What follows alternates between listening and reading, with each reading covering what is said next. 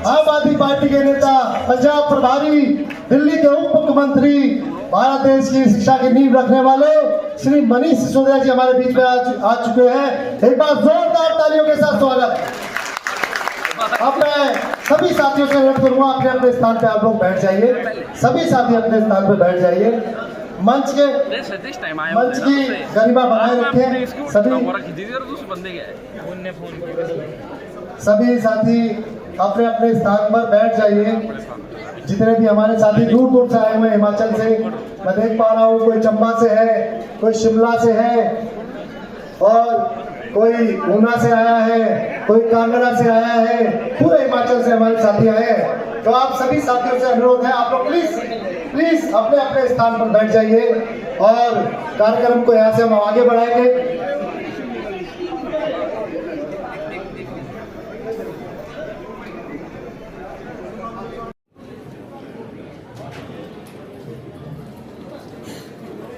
जिलाध्यक्ष मंडी राकेश जी, मैं उनसे नमस्कार जी। हिमाचल में सरकार बनने वाली थी। हिमाचल के बच्चे बच्चे को उम्मीद थी कि जिस तरह से अरविंद केजरीवाल ने दिल्ली को आगे बढ़ाया है, आम आदमी पार्टी की सरकार हिमाचल में बढ़ेगी तो हिमाचल को भी आगे बढ़ाएगी। ये बात नरेंद्र मोदी को हजम नहीं हुई, इसलिए इन्होंने झूठे आरोपों में सत्येंद्र जैन को गिरफ्तार करवा दिया, मुझको गिरफ्तार करवा दिया, अरविंद केजरीवाल को गिरफ्तार करवा दिया, संजय सिंह को गिरफ्तार करवा दिया। इनको केवल अपनी सत्ता की हवस आगे बढ़ानी आती है, आम जनता का काम करना नहीं आता। इनको आम जनता की जिंदगी आगे बढ़ानी नहीं आती। हिमाचल का बच्चा बच्चा कह रहा था कि भारतीय जनता पार्टी को उखाड़ के फेंकना है और आम आदमी पार्टी को लेके आना है, केजरीवाल की पार्टी को लेके आना है। सबसे बड़ी चीज जो हुई है, जो पेनफुल चीज हुई है पिछले 4 साल में, कि हिमाचल 40 साल पीछे चला गया है कांग्रेस की वजह से। इन 4-5 सालों में बहुत कुछ हुआ है, राजनीति में बहुत कुछ हुआ।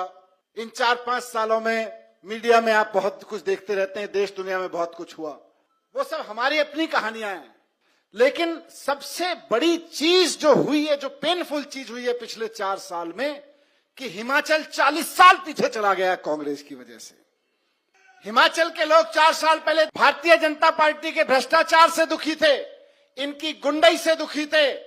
हिमाचल के लोग इस बात से दुखी थे कि हमारे बच्चों के स्कूलों की चिंता नहीं है भारतीय जनता पार्टी वालों को, हमारे लड़कों की नौकरियों की चिंता नहीं है भारतीय जनता पार्टी वालों को, हमारे हिमाचल के संसाधनों की, देवभूमि की मर्यादा की चिंता नहीं है भारतीय जनता पार्टी को। इसलिए हिमाचल के लोग चाहते थे कि भारतीय जनता पार्टी को उखाड़ के फेंक दिया जाए और आम आदमी पार्टी को लेके आएंगे।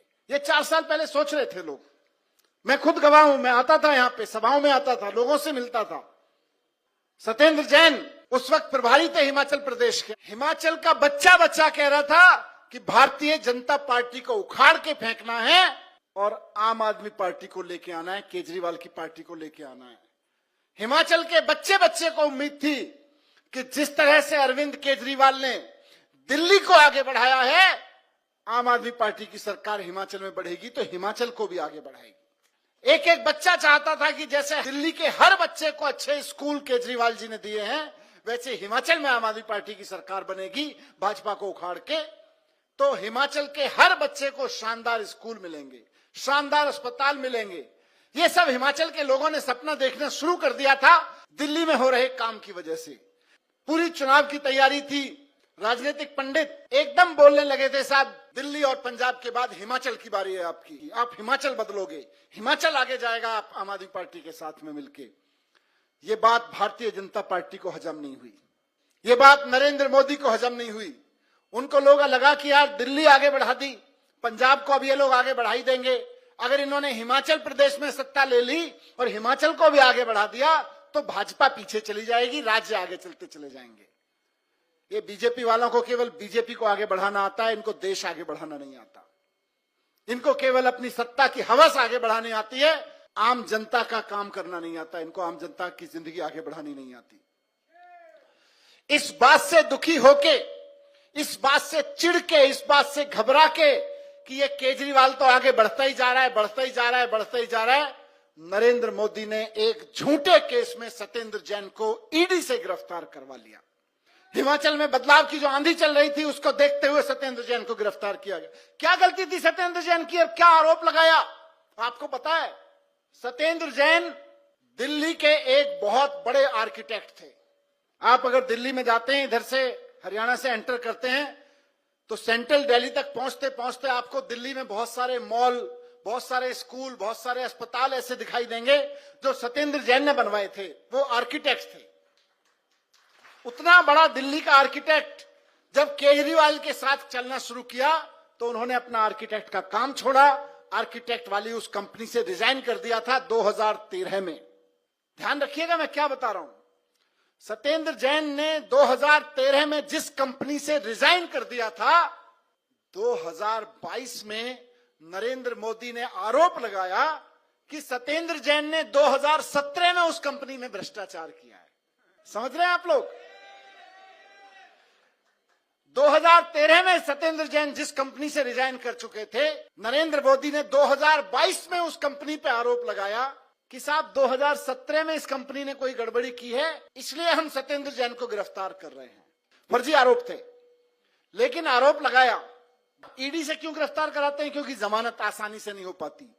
ईडी के कानून आतंकवादियों और ड्रग माफियाओं पे लगाए जाते हैं, मनी लॉन्ड्रिंग के, लेकिन सत्येंद्र जैन के ऊपर ईडी के कानून लगाए गए और उनको जेल में डाल दिया गया। और क्यों डाला गया? क्योंकि हिमाचल में शानदार हवा चल रही थी बदलाव की और सत्येंद्र जैन उसका हवा को आगे बढ़ा रहे थे। जज साहिबा ने जब पूछा कि भाई ये आदमी तो 2013 में इस कंपनी को छोड़ चुका है, 2017 में इसका क्या लेना देना इस कंपनी से? अगर कुछ गड़बड़ भी हुई है तो उसको पकड़ो, इनका क्या लेना देना, और गड़बड़ी होगी कि नहीं होगी वो बाद में देखा जाएगा, इसको तो मैं छोड़ दूंगी। जैसे ही जज साहब ने कहा, नरेंद्र मोदी की ईडी पहुंच गई चिल्लाते हुए, नहीं नहीं हम जज बदलवा देंगे, सत्येंद्र जैन को नहीं छूटने देंगे। सत्येंद्र जैन छूट गया तो ईडी धरी रह जाएगी, सत्येंद्र जैन वापस हिमाचल चला जाएगा, हिमाचल में सरकार बन जाएगी। इसलिए सत्येंद्र जैन को छूटने नहीं दिया गया, इन लोगों ने जज बदलवाया। सत्येंद्र को जब अरेस्ट किया गया तो उसके बाद अरविंद केजरीवाल जी ने संदीप पाठक जी को यहां भेजा। संदीप पाठक जी ने मुझे, भगवंत मान जी को, सब पे काम पे लगाया। आओ हिमाचल में बदलाव लाते हैं, हिमाचल आगे बढ़ना चाहता है, हिमाचल के बच्चे पढ़ना चाहते हैं, हिमाचल का नौजवान नौकरी करना चाहता है, अच्छी एजुकेशन के लिए, अच्छे हॉस्पिटल के लिए, अच्छी नौकरियों के लिए, तरक्की के लिए हिमाचल बदलाव चाहता है। आइए, हिमाचल इंतजार कर रहा है।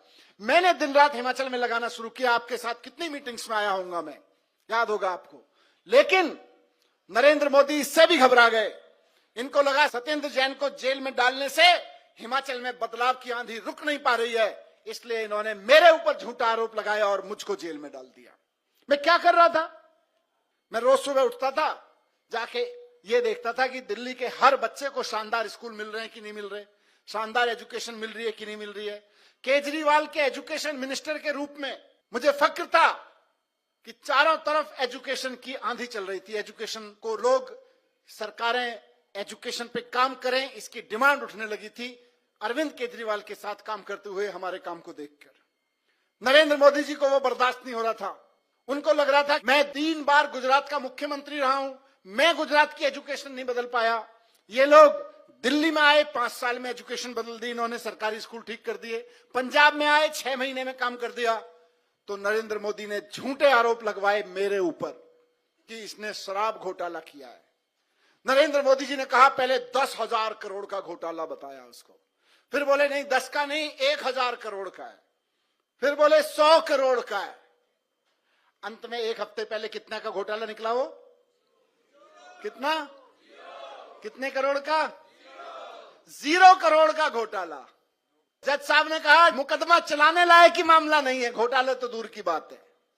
नरेंद्र मोदी जी ने झूठे आरोपों में सत्येंद्र जैन को गिरफ्तार करवा दिया, मुझको गिरफ्तार करवा दिया, अरविंद केजरीवाल को गिरफ्तार करवा दिया, संजय सिंह को गिरफ्तार करवा दिया, विजय नायर को गिरफ्तार करवा दिया, सबको गिरफ्तार करवा दिया। क्यों?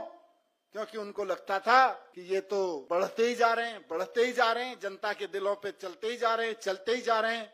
आज हिमाचल, कल गुजरात, कई कोई और राज्य, परसों सेंट्रल तक आ जाएंगे। इसलिए नरेंद्र मोदी जी ने गिरफ्तार कराया केजरीवाल को। कोई घोटाले के लिए नहीं गिरफ्तार कराया, इसलिए गिरफ्तार कराया कि दिल्ली में तीसरी बार प्रचंड बहुमत से आम आदमी पार्टी की सरकार बनी। इसलिए गिरफ्तार कराया कि 5 विधायक गुजरात में आ गए जो नरेंद्र मोदी का गढ़ माना जाता है, इसलिए गिरफ्तार कराया कि 2 विधायक गोवा में आ गए। पूरे देश में नगर निगमों में मेयर चेयरमैन बनने लगे आम आदमी पार्टी के। पंजाब में दोबारा सरकार बन गई 92 एमएलए के साथ में, इसलिए गिरफ्तार कराया नरेंद्र मोदी जी ने, क्योंकि हिमाचल में सरकार बनने वाली थी, हिमाचल में सरकार बनी पड़ी थी। अगर नरेंद्र मोदी, अरविंद केजरीवाल और सत्येंद्र जैन को गिरफ्तार नहीं करवाते तो आज आपकी पार्टी की सरकार होती। बात दोस्तों मैं कहूंगा आम आदमी पार्टी की नहीं है, बात अरविंद केजरीवाल या मनीष सिसोदिया यहां बैठे हुए हमारे लोग या इन लीडर्स की नहीं है। आप में से बहुत सारे लोग कल आके विधायक बनेंगे, मिनिस्टर बनेंगे, मुख्यमंत्री बनेंगे, मैं तो कहता हूं केंद्र में मंत्री बने, लेकिन हमारी और आपकी नहीं है, बात हिमाचल की है। पंजाब के लोगों ने भरोसा किया अरविंद केजरीवाल पे, आज पंजाब देखो कितना आगे बढ़ गया है। पंजाब के लोगों से एक एक वादा जो अरविंद केजरीवाल ने किया था सारे पूरे करके दिखा दिए भगवंत मान ने, सारे वादे पूरे करके दिखा दिए। आज पंजाब रंगला पंजाब बन रहा है, आज पंजाब आगे बढ़ रहा है, तरक्की कर रहा है। हिमाचल के क्या हाल हैं, आप तो पूरे हिमाचल से आए हो। सरकारी स्कूल कुछ ठीक हुए? भाजपा को हराया था कि भाजपा सरकारी स्कूल ठीक नहीं कर रही, कांग्रेस को ले आए थे, सरकारी स्कूल और बर्बाद हो गए, अस्पताल जीरो प्रोग्रेस, बर्बाद हो गए, नौकरियां, व्यापार, सरकार भी आगे नहीं बढ़ रही। अभी तो मैं रोज अखबारों में पढ़ता रहता हूं, कर्मचारियों की तनख्वाह देने के पैसे नहीं है, चेयरमैन की तनख्वाह देने के पैसे नहीं है, सिपाहियों की तनख्वाह देने के लिए पैसे नहीं है। जब हम सरकार में आए थे पंजाब सरकार बुरी तरह से कर्ज में डूबी हुई थी और हर साल कर्जे का ब्याज चुकाने के लिए भी कर्जा लेना पड़ता था पंजाब सरकार को। लेकिन आज पंजाब सरकार का कर्जा अरविंद केजरीवाल जी की सरकार ने, भगवंत मान जी की सरकार ने कम कर दिया है, बढ़ाया नहीं है, कम कर दिया है। और 4 साल से कांग्रेस की सरकार ने हिमाचल के साथ क्या किया है, कर्जा इतना बढ़ा दिया, इतना बढ़ा दिया, इतना बढ़ा दिया कि तनख्वाहों के पैसे नहीं बचे। हिमाचल आगे नहीं बढ़ा, हिमाचल की सरकार आगे नहीं बढ़ी, हिमाचल की जनता आगे नहीं बढ़ी, हिमाचल के बच्चों की पढ़ाई आगे नहीं बढ़ी। पहले बीजेपी के नेताओं के घर बड़े हो रहे थे, अब कांग्रेस के नेताओं के घर बड़े हो गए। पहले बीजेपी वाले पैसे कमा रहे थे, अब कांग्रेस वालों के बैंक बैलेंस भरने लगे। लेकिन इस बार चूकना नहीं है, फिर से बारी आ रही है। कांग्रेस वाले कहेंगे हमको दोबारा बारी दो, बीजेपी वाले कहेंगे हमको दोबारा बारी दो। अभी तो आपने देखा पिछले 4 साल में भगवंत मान ने पंजाब में जिस तरह की सरकार चलाई है उसकी तारीफ हिमाचल में भी हो रही है। ये मजाक चीज नहीं है। देखिए, मैं कोई इंडस्ट्रियल इन्वेस्टमेंट और उन सब पे बात करने नहीं बैठा, लेकिन देश के लिए कुछ सपना रखता हूं, इसलिए राजनीति में हूं। देश को आगे बढ़ाने की इच्छा रखता हूं, देश आगे बढ़े मेरा, इसलिए राजनीति में हूं। अरविंद केजरीवाल के साथ इसलिए हूं। आप सोच के देखिए कि ये लोग कैसी राजनीति करते हैं। आपको कहेंगे, एक पार्टी आके कहेगी 4 गाली देना सीखे हो, 8 गाली देना सीखो दूसरे वालों को। दूसरी पार्टी कहेगी अच्छा आप उनको 8 गाली आती हैं, आप 16 गाली देना सीखो। अरविंद केजरीवाल आएंगे, बोलेंगे कि आपके बच्चे को थोड़ा पढ़ना आता है, ज्यादा पढ़ना सिखाओ। आपके बच्चे को किताब पढ़नी आती है, उसको कंप्यूटर चलाना सिखाओ। आपके बच्चे को कंप्यूटर चलाना आता है, उसको आर्टिफिशियल इंटेलिजेंस पे काम करना सिखाओ। ये अरविंद केजरीवाल की राजनीति है। आपकी एक छोटी सी दुकान है, आप शोरूम खोलो। आपकी एक छोटी सी प्रोडक्शन फैक्ट्री है, आप बड़ी फैक्ट्री लगाओ। इसी से तो देश आगे बढ़ता है। आप सोचो, नरेंद्र मोदी 3 बार से देश के प्रधानमंत्री और उससे पहले गुजरात के मुख्यमंत्री रहे। कहां है गुजरात की तरक्की और कहां है देश की तरक्की? सब कुछ अडानी के पास है।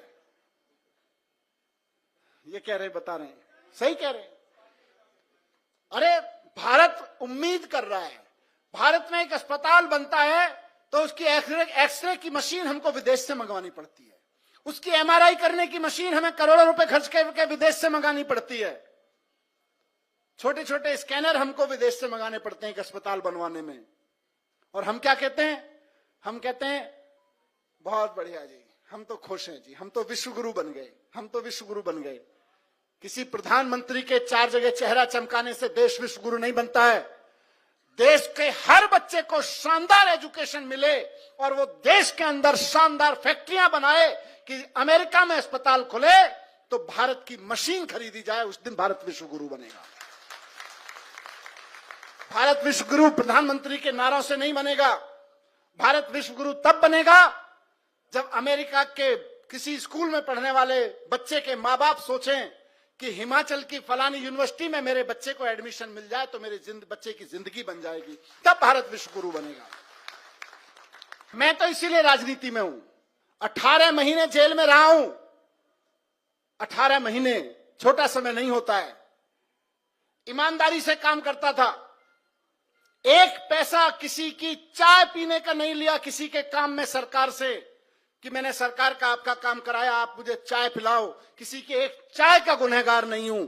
उसके बावजूद नरेंद्र मोदी जी ने मुझे झूठा, बेईमान, मक्कार, चोर बता के जेल में डाला। सोचो 3 साल से क्या बोझ लेके मैं चल रहा हूं इस धरती पे। सीबीआई जन्माष्टमी के दिन 2022 में सीबीआई मेरे घर पे आई। मैं घर में बैठा सुबह सुबह अपनी पत्नी के साथ विचार कर रहा था, बच्चों के साथ।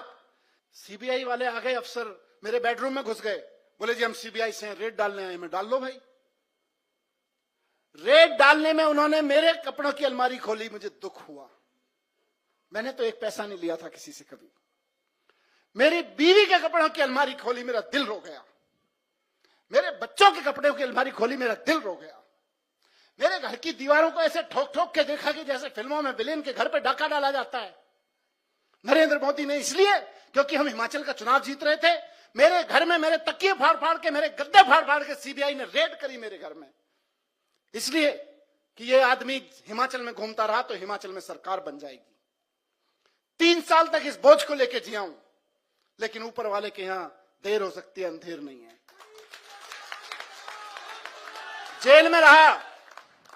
जेल में रहा तो महात्मा गांधी की किताबें पढ़ी, भगत सिंह की किताबें पढ़ी और नरेंद्र मोदी के अत्याचार से, तानाशाही से लड़ने का संकल्प और मजबूत किया। बाहर निकल के आया तो जोर से दहाड़ के कहा कि इस देश में अच्छे स्कूल बनवाना देशभक्ति है, इस देश में अच्छे अस्पताल बनवाना देशभक्ति है, इस देश के नौजवानों को नौकरियां दिलवाने की व्यवस्था करना देशभक्ति है, इस देश के व्यापार को आगे बढ़ाना देशभक्ति है, तो इस देश को नरेंद्र मोदी की तानाशाही से मुक्त कराना भी देशभक्ति है। अदालत ने सर्टिफाई कर दिया है कि अरविंद केजरीवाल और मनीष सिसोदिया कट्टर ईमानदार हैं। इनके ऊपर तो ऐसा भी मामला नहीं बनता जिन पे 4 गवाहों से पूछताछ भी की जाए। सीबीआई और ईडी का मामला, नरेंद्र मोदी का मामला तो पूछताछ लायक भी नहीं बनता है। ये जज्बा लेके आज आपके बीच आया हूं और आपसे भी यही कह रहा हूं, आम आदमी पार्टी इंपॉर्टेंट नहीं है। आप और मैं और मंच पे बैठे लोग या आगे बैठे पीछे बैठे लोग, हम लोग इंपॉर्टेंट नहीं है। इंपॉर्टेंट है हिमाचल की जनता। हिमाचल के बच्चों के स्कूल इंपॉर्टेंट हैं। हिमाचल के एक एक आदमी के लिए अस्पताल बनाना इंपॉर्टेंट है। हिमाचल के लिए हर उस नौजवान को जो पढ़ लिख के बैठा है कि मुझे कहीं कोई गवर्नमेंट या प्राइवेट में अच्छी नौकरी मिल जाए, उसको अच्छी नौकरी मिलना इंपॉर्टेंट है। हर उस नौजवान को जो 4 पैसे खर्च करके लोन लेके अपना बिजनेस करना चाहता है, उसके व्यापार को ईमानदारी से आगे बढ़ाने देना, उसको आगे व्यापार बढ़ाने में मदद करना इंपॉर्टेंट है। राजनीति इसलिए नहीं कर रहे कि हमको एमएलए बनना है या आपको एमएलए बनना है। आप जाइए जनता के बीच, हिमाचल की जनता के बीच जाइए और कह दीजिए कि हिमाचल को आगे बढ़ाने के लिए केजरीवाल आ रहा है। कह दीजिए कि हिमाचल को आगे बढ़ाने के लिए आम आदमी पार्टी ने कमर कस लिए आ रहे हैं अब सब लोग। इस बार तो जेल में भी डालें तब भी पीछे नहीं हटने वाले, आगे बढ़ते रहेंगे। फांसी पे लटका दें लेकिन पीछे मत हटना। इस बार मुझको फांसी पे लटका दें, अरविंद केजरीवाल को फांसी पे लटका दें, लेकिन ये आपके ऊपर है कि इस लड़ाई को इस बार छोड़ना नहीं है। इस बार कांग्रेस और बीजेपी दोनों को हिमाचल से खदेड़ के भगाना है, क्योंकि ये हिमाचल को लूटने के लिए सरकार बनाते हैं। तो आप सब लोगों से रिक्वेस्ट है कि कमर कस लीजिए, आंदोलन की तैयारी करिए, हिमाचल को आगे बढ़ाने के आंदोलन की तैयारी करिए, हिमाचल को आगे बढ़ाने के लिए हिमाचल की जनता को खड़ा करने की तैयारी करिए। हिमाचल की जनता खड़ी होगी तो क्या कांग्रेस और क्या भाजपा सबको आंधी में उगाड़ दी। कि सरकारी खर्चे के लोगों ने वहाँ पर कोचिंग ली और आज बहुत सारे ऐसे बच्चे जो सरकारी स्कूल से पढ़ के दिल्ली के अलग अलग जगह पे जेईई मेंस का तैयारी किया, नीट का क्वालिफाई किया, अलग अलग जगह पे बात कर रहे हैं। तो नियत साफ होनी चाहिए, नीति ऐसी होनी चाहिए और सबसे बड़ी बात संगठन में जो होनी चाहिए वो अपना नेतृत्व क्षमता होनी चाहिए।